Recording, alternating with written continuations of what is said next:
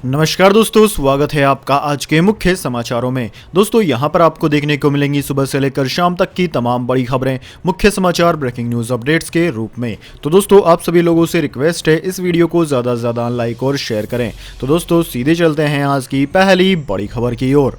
किसानों के साथ बैठक के बाद बोले कृषि मंत्री, दो मुद्दों पर बनी सहमति, एमएसपी को कानूनी दर्जा देने पर करेंगे विचार। जी हां दोस्तों, केंद्रीय कृषि कानूनों पर पिछले एक महीने से भी ज्यादा वक्त से राष्ट्रीय राजधानी दिल्ली और इसके आसपास हजारों की संख्या में जुटे किसानों के आंदोलन के बीच बुधवार को सरकार और किसान संगठनों के बीच करीब 5 घंटे की लंबी बैठक हुई। इस बैठक के बाद केंद्रीय कृषि मंत्री नरेंद्र सिंह तोमर ने कहा कि किसानों के साथ 4 में से पर्यावरण समेत 2 मुद्दों पर सहमति बनी है। पराली और बिजली बिल को लेकर किसान संगठनों की मांगे मान ली गई है और अब अगले दौर की वार्ता 4 जनवरी की दोपहर 2 बजे बुलाई गई है। केंद्रीय कृषि मंत्री ने कहा कि सरकार लगातार ये बात कहती आ रही है कि एमएसपी जारी रहेगी, हम इसे लिखित में देने को तैयार हैं, लेकिन किसान संगठन ऐसा महसूस करते हैं कि एमएसपी को कानूनी दर्जा दिया जाए, इसलिए हम एमएसपी के कानूनी पहलुओं और अन्य मुद्दों पर 4 जनवरी को दोपहर 2 बजे चर्चा को तैयार हैं।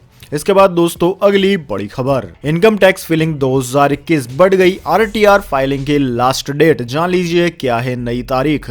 जी हां दोस्तों, केंद्र सरकार ने इनकम टैक्स रिटर्न फाइल करने की आखिरी तारीख को बढ़ा दिया है। इस बारे में केंद्रीय प्रत्यक्ष कर बोर्ड सीबीडीटी ने अलग अलग लोगों और कंपनियों के लिए आखिरी तारीख भी अलग रखी है। नौकरी पेशा करदाताओं के लिए रिटर्न फाइल करने की आखिरी तारीख 10 जनवरी 2021 कर दी गई है। पहले सभी तरह के करदाताओं के लिए रिटर्न फाइल करने की आखिरी तारीख 31 दिसंबर 2020 थी।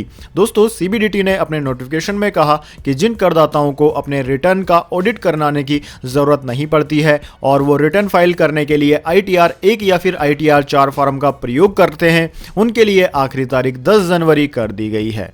इसके बाद दोस्तों अगली बड़ी खबर, महाअघाड़ी में टूट, कांग्रेस नेताओं ने सोनिया गांधी को पत्र लिखकर एनसीपी पर लगाया बड़ा आरोप। जी हां दोस्तों, महाराष्ट्र में शिवसेना, कांग्रेस और एनसीपी के महाअघाड़ी गठबंधन में सब कुछ ठीक नहीं चल रहा है। मुंबई रीजनल कांग्रेस कमेटी के महासचिव विश्वेंदु राय ने कांग्रेस अध्यक्षा सोनिया गांधी को पत्र लिखा है। उन्होंने आरोप लगाया है कि एनसीपी कांग्रेस को दीमक की तरह कमजोर कर रही है। मुंबई रीजनल कांग्रेस कमेटी के महासचिव विश्वेंदु राय ने सोनिया गांधी को भेजे पत्र में लिखा है कि सरकार में हमारे सहयोगी दल सोची समझी रणनीति बनाकर कांग्रेस को नुकसान पहुंचा रहे हैं और अपनी पार्टी को आगे बढ़ाने में लगे हुए हैं। हम इसे रोकने में असफल हो रहे हैं। साथ ही 2019 के विधानसभा चुनाव में कांग्रेस पार्टी द्वारा किए गए चुनावी वादों पर कोई काम नहीं किया जा रहा है। साथ ही पार्टी से पलायन को रोकने के लिए कुछ ठोस कदम उठाने आवश्यक हैं। इसके बाद दोस्तों अगली बड़ी खबर, शाहीन बाग में गोली चलाने वाले कपिल गुर्जर पर बीजेपी का यू टर्न, कुछ ही घंटे में रद्द कर दी सदस्यता। जी हां दोस्तों, भारतीय जनता पार्टी यानी कि बीजेपी ने बुधवार को दिल्ली के शाहीन बाग में नागरिकता संशोधन कानून यानी कि सीएए के खिलाफ आंदोलन में फायरिंग कर चर्चा में आए कपिल गुर्जर उर्फ कपिल बैंसला की पार्टी सदस्यता पार्टी में शामिल होने के कुछ घंटे बाद ही रद्द कर दी। कपिल गुर्जर उर्फ कपिल बैंसला दोस्तों बुधवार को भारतीय जनता पार्टी में शामिल हुए थे। हालांकि मीडिया में खबर दिखाए जाने के बाद बीजेपी ने कपिल गुर्जर की सदस्यता रद्द कर दी। कपिल के बीजेपी में शामिल किए जाने पर विपक्षी दलों की ओर से हमला शुरू कर दिया गया था। सदस्यता रद्द किए जाने को लेकर बीजेपी के महानगर अध्यक्ष संजीव शर्मा का कहना है कि उनके संज्ञान में कपिल गुर्जर द्वारा शाहीन बाग में गोली चलाने वाला प्रकरण नहीं था। हालांकि मामला जानकारी में आते ही कपिल गुर्जर की सदस्यता रद्द कर दी गई है। इसके बाद दोस्तों अगली बड़ी खबर, कृषि आंदोलन पर बोले शरद पवार, कहा दिल्ली में बैठकर खेती के मामलों को नहीं निपटाया जा सकता। जी हां दोस्तों, राकपा प्रमुख और पूर्व कृषि मंत्री शरद पवार ने मंगलवार को आरोप लगाया है कि केंद्र सरकार ने राज्यों से विचार विमर्श किए बिना ही कृषि संबंधी तीनों कानूनों को थोप दिया। उन्होंने कहा कि दिल्ली में बैठकर खेती के मामलों से नहीं निपटा जा सकता क्योंकि इससे सुदूर गांव में रहने वाले किसान जुड़े होते हैं। दिल्ली की सीमा पर किसानों के विरोध प्रदर्शन के दूसरे महीने में प्रवेश करने और समस्या का समाधान निकालने के लिए 5 दौर की बातचीत बेनतीजा रहने के बीच शरद पवार ने किसान संगठनों के साथ बातचीत के लिए गठित 3 सदस्यीय मंत्री समूह के ढांचे पर सवाल उठाया और कहा कि सत्तारूढ़ पार्टी को ऐसे नेताओं को आगे करना चाहिए जिन्हें कृषि और किसानों के मुद्दे के बारे में गहराई से समझ हो। शरद पवार ने कहा कि सरकार को विरोध प्रदर्शनों को गंभीरता से लेने की जरूरत है और प्रधानमंत्री नरेंद्र मोदी का किसानों के आंदोलन का रोष विपक्षी दलों पर डालना उचित नहीं है। इसके बाद बाद दोस्तों अगली बड़ी खबर, पूर्व क्रिकेटर अजरुद्दीन की चलती कार का निकला टायर अनियंत्रित होकर ढाबे में घुसी। जी हां दोस्तों, टीम इंडिया के पूर्व क्रिकेटर मोहम्मद अजरुद्दीन की कोटा में गाड़ी पलटने का सनसनीखेज मामला सामने आया है। दोस्तों यह हादसा लालसोट कोटा मेगा हाईवे पर सूरजवाल थाने के पास हुआ। हालांकि वह इस घटना में बाल बाल बच गए। दोस्तों आपकी जानकारी के लिए बता दें, टीम इंडिया के पूर्व कप्तान मोहम्मद अजरुद्दीन अपने परिवार के साथ रणथंबोर आ रहे थे। दरअसल पूर्व क्रिकेटर अजरुद्दीन की चलती कार का टायर निकल जाने की वजह से वह अनियंत्रित हो गई और वहां सड़क किनारे मौजूद ढाबे में जा घुसी। इस हादसे में अजरुद्दीन और उसके परिवार को कोई चोट नहीं लगी, लेकिन ढाबे पर काम करने वाले 40 साल के एहसान घायल हो गए, जिसे अस्पताल में भर्ती कराया गया है। दोस्तों इस भयानक हादसे के बाद वहां भीड़ एकत्रित हो गई, जबकि कार पूरी तरीके से क्षतिग्रस्त होने के कारण टीम इंडिया के पूर्व कप्तान मोहम्मद अजरुद्दीन को दूसरी गाड़ी की मदद से होटल पहुंचाया गया।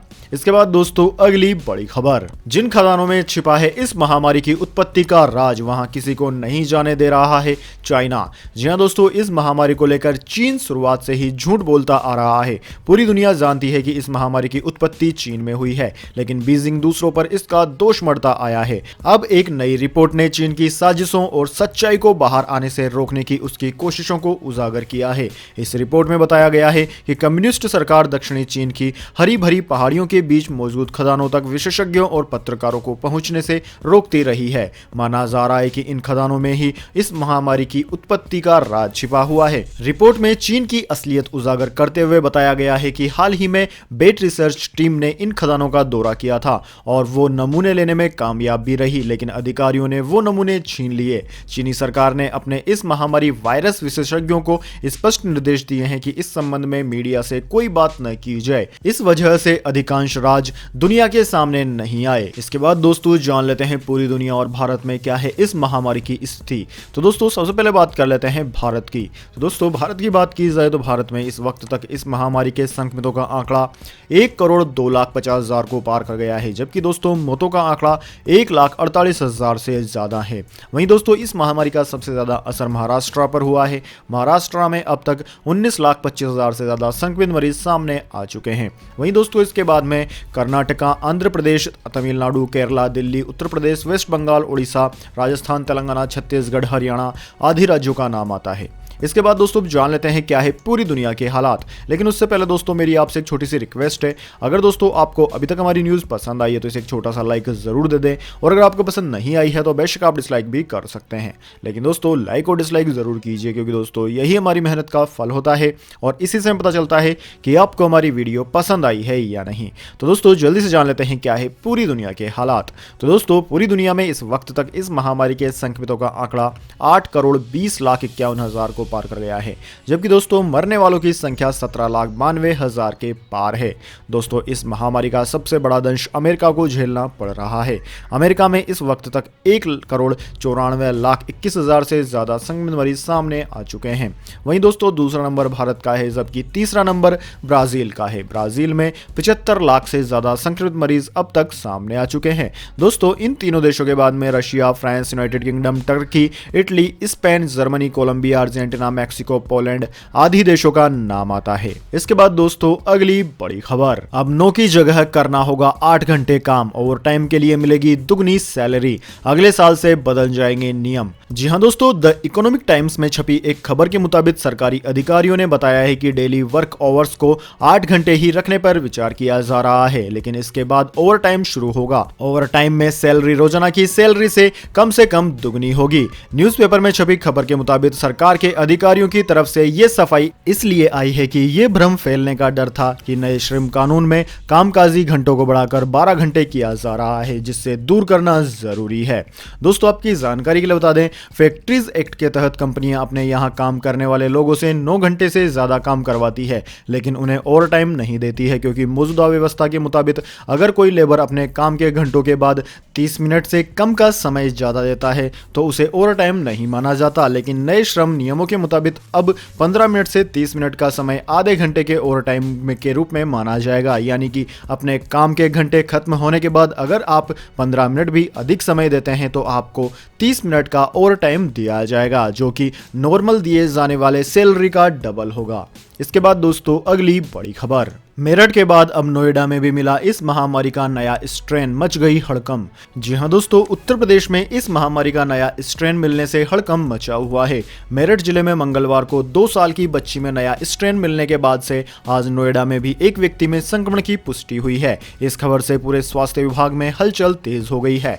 दरअसल दोस्तों, हाल ही में ब्रिटेन से 1655 लोग उत्तर प्रदेश वापस लौटे थे, जिनमें से 1090 लोगों को चिन्हित करके इस महामारी की टेस्टिंग की गई, जिनमें से 2 लोगों में इस महामारी के नए स्ट्रेन की पुष्टि हुई है। दोस्तों आपकी जानकारी के लिए बता दें कि अन्य 565 लोगों के मोबाइल फोन स्विच ऑफ हैं और उन्हें घर के पते के आधार पर ढूंढने का काम किया जा रहा है। इस महामारी के नए स्ट्रेन का मामला मिलते ही पूरे राज्य में हाई अलर्ट जारी कर दिया गया था। वहीं इस महामारी प्रोटोकॉल का भी सख्ती से पालन कराने के लिए सभी डीएम को निर्देश भेजे गए हैं। किसी भी तरह की लापरवाही न हो, इसके लिए स्वास्थ्य महानिदेशक doctor DS Negi control room के जरिए सभी जिलों की निगरानी की जा रही है। इसके बाद दोस्तों अगली बड़ी खबर, मौसम समाचार, जानिए अगले 24 घंटे और पिछले 24 घंटे के मौसम समाचार। तो दोस्तों पहले बात कर लेते हैं बीते 24 घंटों की। तो दोस्तों बीते 24 घंटों के दौरान पुडुचेरी, तमिलनाडु और जम्मू कश्मीर के कुछ हिस्सों में हल्की बारिश दर्ज की गई है। इन भागों में 1-2 स्थानों पर मध्यम वर्षा भी हुई है। देश के बाकी सभी भागों में मौसम मुख्यतः शुष्क और साफ बना रहा। वहीं दोस्तों राजस्थान, पंजाब, हरियाणा, पश्चिमी उत्तर प्रदेश, दिल्ली समेत उत्तर पश्चिम भारत के राज्यों में तापमान में भारी गिरावट के चलते भीषण शीतलहर का प्रकोप देखने को मिला। चूरू, पिलानी, अमृतसर, भीलवाड़ा समेत उत्तर भारत के कुछ हिस्सों में तापमान जमाव बिंदु यानी कि 0 डिग्री के आसपास पहुंच गया था। इन भागों में पाला भी पड़ रहा है। पंजाब, हरियाणा, उत्तर प्रदेश, बिहार, मणिपुर, मिजोरम और असम के कुछ हिस्सों में मध्यम से घना कोहरा भी छाया रहा। वहीं दोस्तों आगामी 24 घंटे की बात की जाए तो अगले 24 घंटों के दौरान तमिलनाडु, केरल, पुडुचेरी, लक्षद्वीप और दक्षिणी आंतरिक कर्नाटक के हिस्सों में हल्की से मध्यम बारिश होने की संभावना है। इन भागों में कुछ स्थानों पर भारी वर्षा भी हो सकती है। देश के बाकी सभी हिस्सों में 31 दिसंबर को मौसम मुख्यतः शुष्क और साफ बना रहेगा। वहीं दोस्तों पंजाब, हरियाणा, दिल्ली, राजस्थान, उत्तर प्रदेश और बिहार में अधिकांश जगहों पर न्यूनतम तापमान सामान्य से नीचे बना रहेगा, जिससे शीतलहर का प्रकोप और पाला पड़ने की संभावना अगले 24 घंटों के दौरान बनी रहेगी। इसके बाद दोस्तों अगली बड़ी खबर, गोल्ड सिल्वर प्राइस टुडे, आज सोने का भाव में आई हल्की तेजी, चांदी में भी रही चमक। जी हां दोस्तों, एमसीएक्स पर सोने का फरवरी वायदा 100 रुपए की मजबूती के साथ 50,130 रुपए प्रति 10 ग्राम पर कारोबार कर रहा है।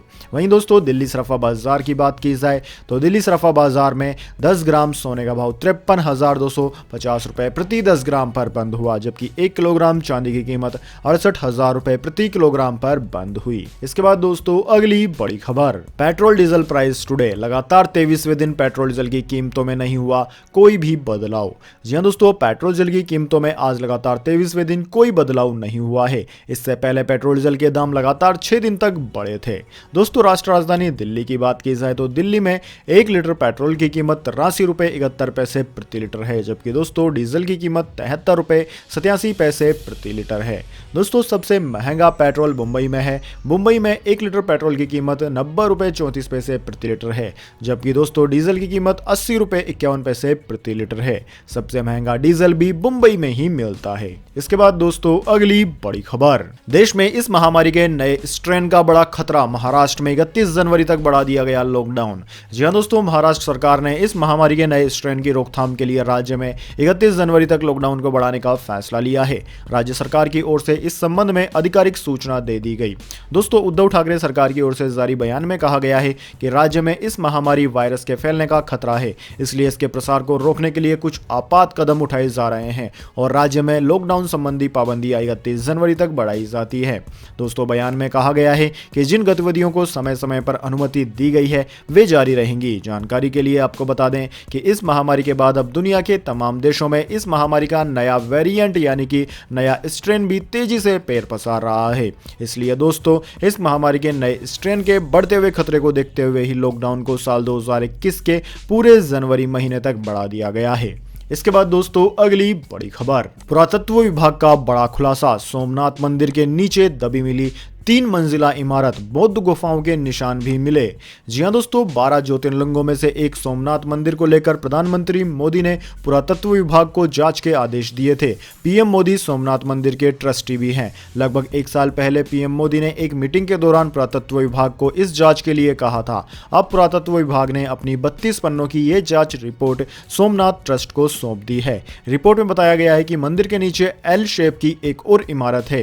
करीब 5 करोड़ रुपए की आधुनिक मशीनों से मंदिर के नीचे यह जांच की गई। दोस्तों, आपकी जानकारी के लिए बता दें, पुरातत्व विभाग की जांच के मुताबिक सोमनाथ मंदिर के दिग्विजय द्वार से कुछ दूरी पर ही स्थित सरदार वल्लभ भाई पटेल के स्टैचू के आसपास बौद्ध गुफाएं भी है। जमीन के नीचे करीब 12 मीटर तक जीपीआर इन्वेस्टिगेशन करने पर पता चला कि नीचे भी एक पक्की इमारत है और प्रवेश द्वार भी है। आईआईटी गांधीनगर और पुरातत्व विभाग के 2017 में हुई खोज में पता चला था कि सोमनाथ महादेव के मंदिर परिसर में एक 3 मंजिला एल आकार की इमारत जमीन के भीतर दबी हुई है। 2017 में सोमनाथ मंदिर ट्रस्ट की मीटिंग में प्रधानमंत्री नरेंद्र मोदी ने प्रभास पाटन और सोमनाथ में पुरातत्व का अध्ययन करने का सुझाव दिया। आईआईटी गांधीनगर ने यह रिपोर्ट सोमनाथ ट्रस्ट को दी है। इसके बाद दोस्तों, अगली बड़ी खबर, किसानों के आंदोलन के बीच बोले राहुल गांधी, देश के किसान प्रधानमंत्री मोदी पर विश्वास नहीं करते। जी हां दोस्तों, कांग्रेस के पूर्व अध्यक्ष राहुल गांधी ने किसान संगठनों और सरकार के बीच नए दौर की बातचीत की पृष्ठभूमि में बुधवार को आरोप लगाया कि प्रधानमंत्री नरेंद्र मोदी पर देश के किसान विश्वास नहीं करते हैं। उन्होंने प्रधानमंत्री के पूर्व के कुछ बयानों का हवाला देते हुए ट्वीट किया, हर बैंक खाते में 15 लाख रुपए और हर साल 2 करोड़ नौकरियां, 50 दिन दीजिए, हम इस महामारी वायरस के खिलाफ 21 दिनों में युद्ध जीतेंगे। न तो हमारी सीमा में कोई घुसा है और न किसी चौकी पर कब्जा किया गया है। कांग्रेस नेता ने आरोप लगाया कि मोदी जी के असत्याग्रह के लंबे इतिहास के कारण उन पर किसान विश्वास नहीं करते हैं। उन्होंने ट्विटर पर ऑनलाइन सर्वेक्षण के लिए एक प्रश्न भी पोस्ट किया और जवाब के लिए 4 विकल्प दिए। राहुल गांधी ने कहा कि प्रधानमंत्री कृषि कानूनों को निरस्त करने से इनकार कर रहे हैं क्योंकि वह किसान विरोधी है, उनको पूंजीपति चलाते हैं, अहंकारी हैं, या फिर इनमें से सभी विकल्प सही हैं। वैसे दोस्तों, आपका इस बारे में क्या विचार है, कमेंट करके जरूर बताएं। तो दोस्तों, यह थे आज के तमाम मुख्य समाचार। इसके बाद में दोस्तों बारी आती है आज के माइंड क्विज क्वेश्चन की। जी हां दोस्तों, एक आसान से सवाल का जवाब देकर आप जीत सकते हैं एक अमेजिंग सरप्राइज गिफ्ट हमारे यूट्यूब चैनल की ओर से। तो दोस्तों, आज का सवाल आपकी स्क्रीन पर आ चुका है।